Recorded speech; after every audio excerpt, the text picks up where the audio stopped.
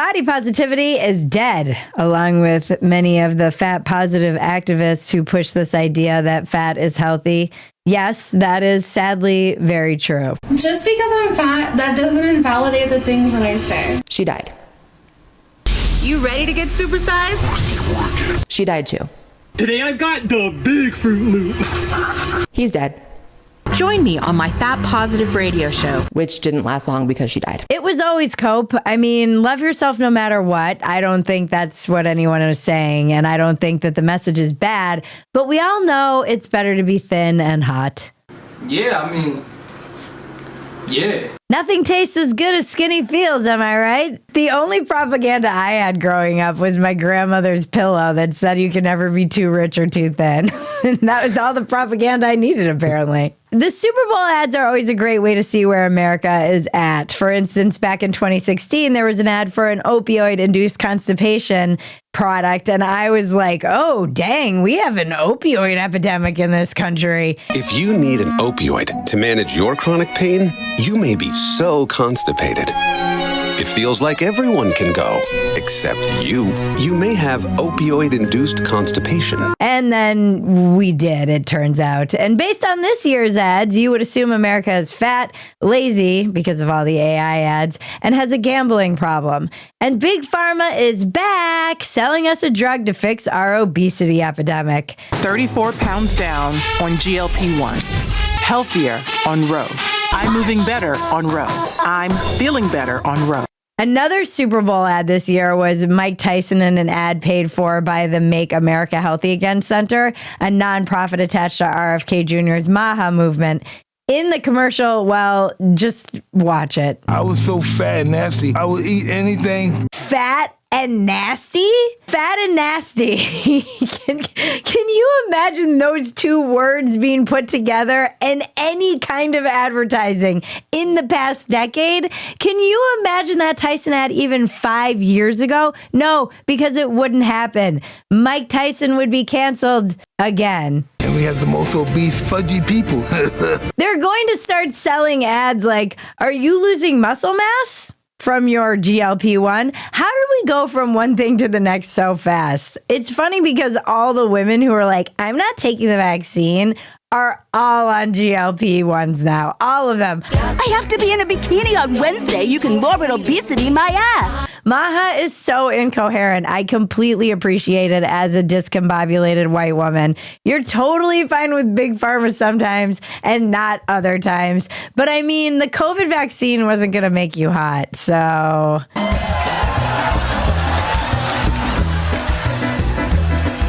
If they had just combined the two, everyone would have taken it. Perfect. It would have been perfect. Like, if they had been like, hey, these vaccines will make you skinny, there would have been no resistance to it at all. Isn't it convenient? They made all of us fat during the pandemic when they shut down the gyms and locked us all up. And then, surprise, surprise, surprise, surprise, make all the money on the fats. This spy has already breached our defenses. It is mind-bending, truly, to see how quickly the culture abandoned their fat is fit positions once you could take a pill to get skinny, and celebrities as well. I inadvertently started a discourse on X or Twitter. Still got it, baby. When I made this observation the night of the Super Bowl, it was like a very innocuous observation, by the way. Thanks to Big Pharma trying to sell us GLP-1s, we are now allowed to admit that when you lose weight, it takes stress off your joints and improves your health, a thing we were told was not true for a decade.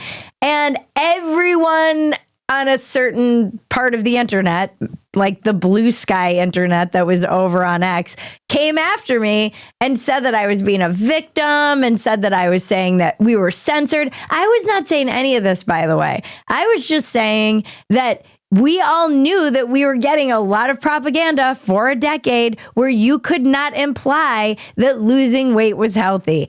5 years ago, unless you were a fat girl doing yoga, according to the media, working out was a right-wing coded. We were all alive during this portion of the world and time. The fitter you were, the more fascist you were. Another thing we covered on this show. Many mainstream media outlets classified fitness groups and people into fitness as far-right Nazis and fascists.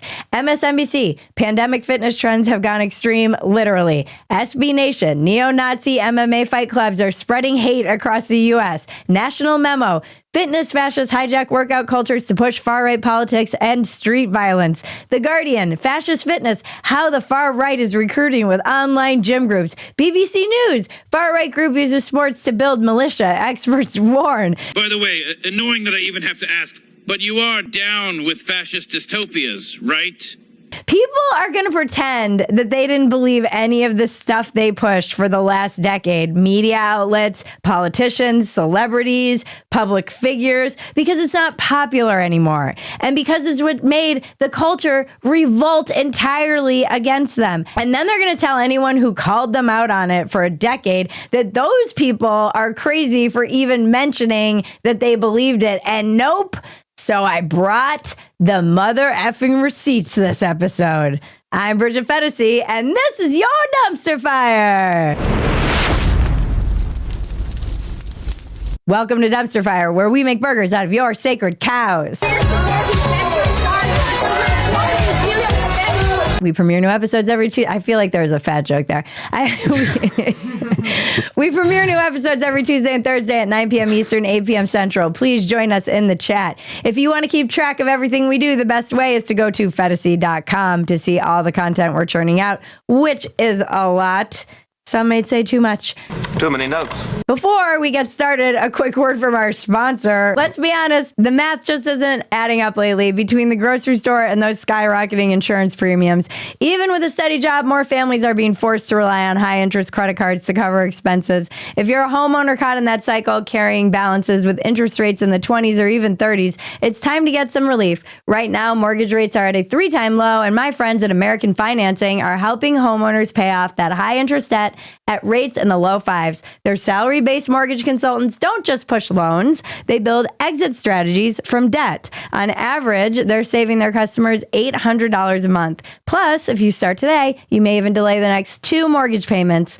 There are no upfront fees or obligations. To find out how much you can save, America's home for home loans is American Financing. 866-885-1332. That's 866-885-1332 or AmericanFinancing.net/dumpster. There's a link in the description below. Now back to the many people who were dunking on me in the discourse. It's been a long time since I've had a good old-fashioned pile on, I have to say. So we're just done with phrasing, right? That's not a thing anymore? It sounds gross when I say it out loud that way, but it did make me feel young again. People who are being pedantic so they can be dishonest are taking issue with my use of "we are now allowed" as if they don't know exactly what I mean by that. I haven't been silenced, nor have I said I was, and in fact, I've been making fun of this insanity for almost a decade now, as I mentioned. In case you are retarded or dishonest or both, I mean the royal we. And no, you could not imply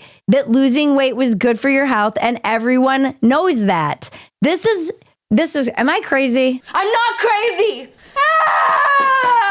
I have Roz in house and Jaren here today. So I worked in corporate for a long time, and those are the places you're not allowed to talk about it. Let's say you're a doctor working for a hospital, you get bad reviews because someone felt you were insensitive about their weight. Like, what do you think's going to happen? Yeah, I think this is what people online who don't work in corporate or have normal jobs or were at corporations and went along with this are trying to either memory hole or don't understand, is that there were a lot of people who felt like, they didn't feel like they were censored or oppressed, but they really couldn't push back and say, this is all crazy. There was a decade where stuff, and we have all the receipts coming, that was so crazy, and everyone, normies, really just shut their mouths and kind of went along with it. And to act like that wasn't happening is not going to work in your favor. People are going to feel gaslit. Gaslighting doesn't exist. You made it up because you're fucking crazy. Again, and they're going to get mad again, and they're going to take it out on you at the voter box or whatever it's called. Oh, for definite. It's just like a childhood game of hide and find. You said it, friend. Leftists will adamantly deny that any of it ever happened, and then they'll gaslight you for remembering that it did. It's fascinating to me, this kind of discourse. I'm surprised that it even really was a thing, and it's so easy to debunk this. Most interesting to me is the person pretending not to understand, responding to me like we haven't been subjected to a decade of propaganda, pro-body positivity. It's been insane. And again, I don't have a problem with love your body no matter what. I have a problem with when all the good nuggets of woke, it is being used as a cudgel to gain power and to silence people, which is what it was used for. I feel like I'm taking crazy pills. Gaslighting. It's gaslighting. We've covered it on Dumpster Fire. Is diet culture racist? We've covered it many times. And we've covered the is it fascist to work out on Dumpster Fire. I have many of these receipts because I've been mocking this for a decade. So we compiled some of the articles, and this is just a fraction of the messaging we were fed. LOL. This is just a fraction of the messaging we were fed. I get it. For over a decade. Cosmopolitan had a cover, and the headline was, "This is healthy," and it was a morbidly obese person stretching. Today, don't want to be weighed at the doctor? Do you guys remember the whole doctor thing? We covered this on Dumpster Fire.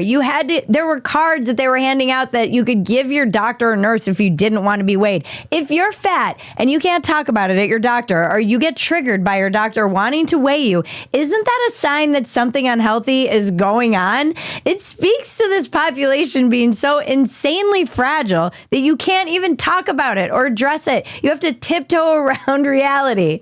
Tiptoe. It's called shame, and it is healthy. There is. Yeah, I've always joked that, I think on Dumpster Fire, I joked about how I'm not afraid of fat people. I can outrun them. I hear the fat kid running. I bet it's hilarious. I'm afraid of the fat person inside me that wants to come out. It's a valid thing. There's a whole boutique card community online that you can buy these specialized cards that are customized for you to hand to your doctor. Yeah, and you said even in therapy they have like a specific kind of fat therapist. Ooh, fat affirming therapist. Yes, there's a whole network actually that, because this is, when I was in grad school, you weren't really allowed to talk about it at all. Thank you. And health, I mean, as a therapist, I mean, diet, exercise, nutrition, sleep, these are the big three. These things are massively important, no pun intended. And they, you were just not really allowed or discouraged about talking about that. It's such a dysfunctional way of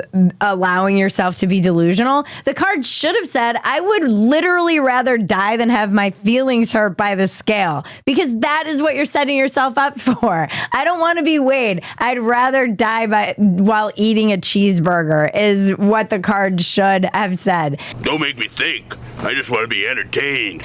The doctor could have handed them a card back that said, I'm going to let you die instead of telling you the truth, because that was the implied agreement that people were making on both ends of this, and it was insane.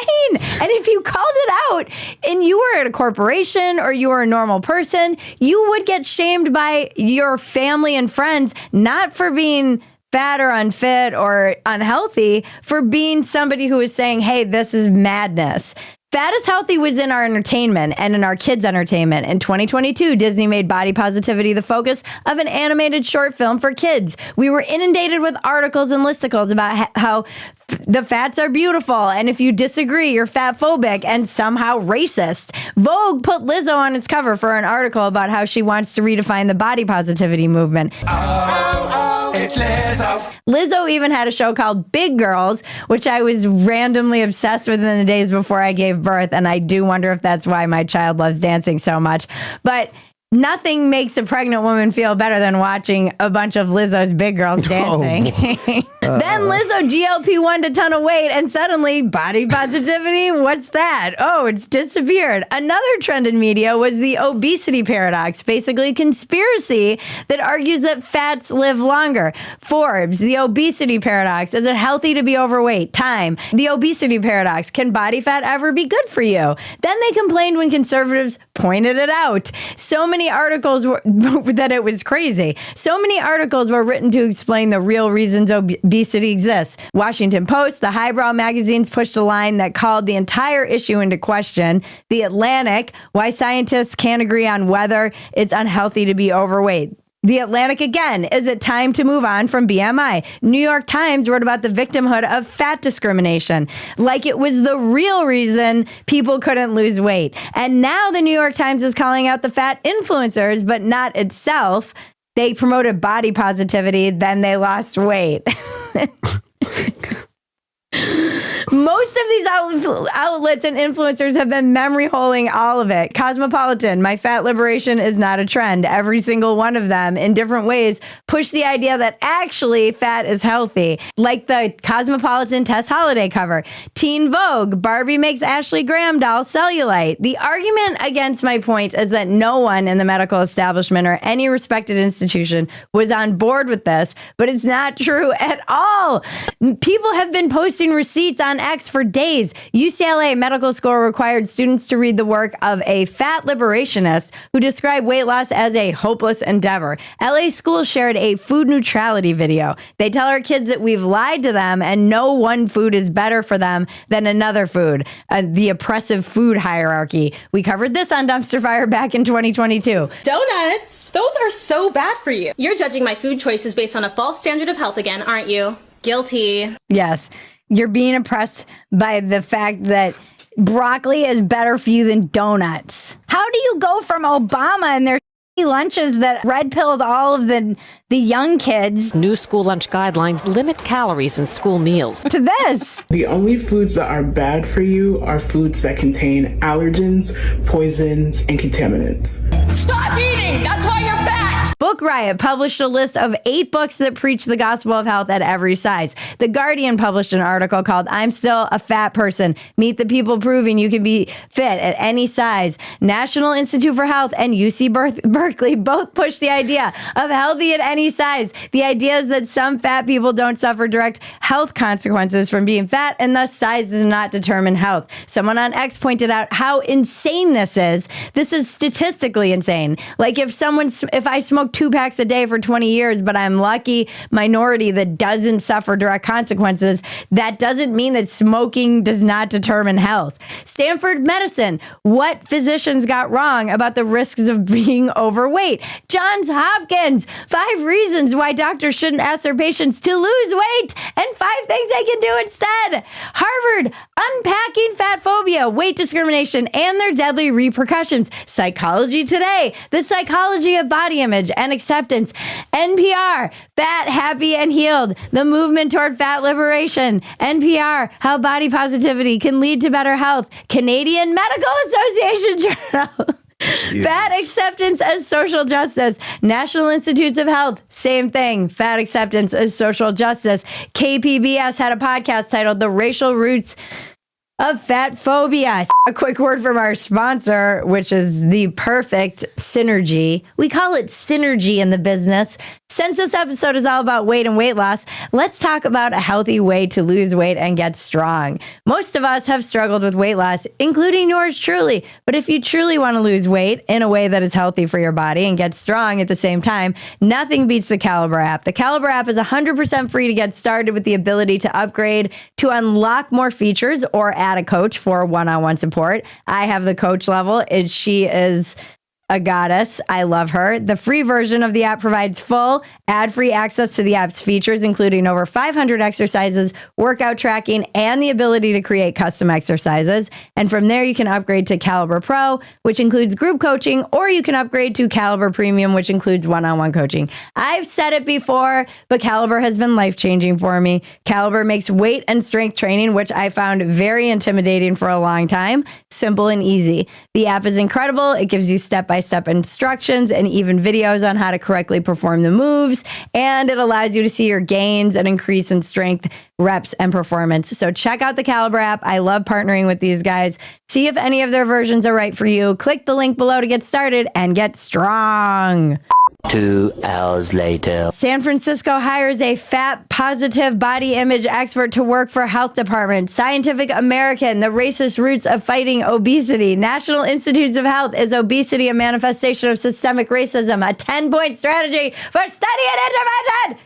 These are just some examples in the media. Academia went even more nuts. Academia is basically where it all started. There's still fat studies programs and classes at major universities throughout the country. It's a heavy course load. Well, let's be nice. Yeah. Let's be nice. We don't have to go there. I mean, you're not wrong. Including Harvard. They have all these terms like fat pride, fat empowerment, fat liberation, and fat activism are all social movements that fall under the fat umbrella. You can read all about it in Fat Studies Journal. Oh my God. There are chubby little hordes of fat studies scholars all over the place out there, and their takeover was so intense that they forced all kinds of made-up terms: larger bodies, weight inclusive, person in a larger body, fat spectrum, higher weight person, anti-fat bias, weight stigma. They told us to avoid terms like fluffy, curvy, big guy, big girl, zaftig, big bone, husky, voluptuous, thick, heavy set, pleasantly plump, chubby, cuddly, more to love, overweight, obese. I feel like I'm going to get flagged for like a porn video right now. These are all just porn terms people are searching. All of these terms, by the way, they implied served as a reminder of how terrified so many thin people are to see our bodies. Name them. Have them. That's from the Fat Studies Glossary of Terms by Pratt Institute. The strange part about this gaslighting is that there's absolutely no shortage of receipts. We actually had to stop looking because the pile of evidence is so overwhelming. Yet these clowns have the audacity to tell us not to trust our lying eyes. If you put all these receipts on a scale, the doctors wouldn't tell you how much it weighs. Damn, Marlene. All right, that's it. Don't forget to like, subscribe, touch my bells and buttons. Now let's check the weather with homegirl, Yanette Garcia.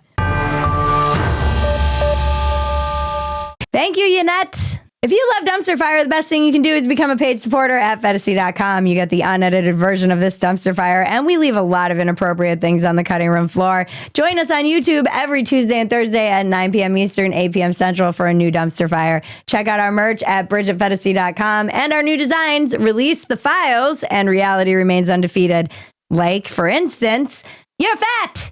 By the way, I'm all for getting in shape. Use Caliber and help yourself. I'm pro doing what's better for you. Take the drugs. Take the drugs. And now to cleanse your palate, the internet is glorious. I'm afraid! All right? You want to hear me say it? You want to break me down? All right, I'm afraid. For the first time in my life, I'm afraid. Remember, life is absurd. Don't take yourself so damn seriously like a fat activist. Take the work seriously. Don't take yourself seriously. This has been your Dumpster Fire. I'm Bridget Phetasy. Now make me rich! Woo! We did it, guys. And the unicorns dance while the world burns, world burns.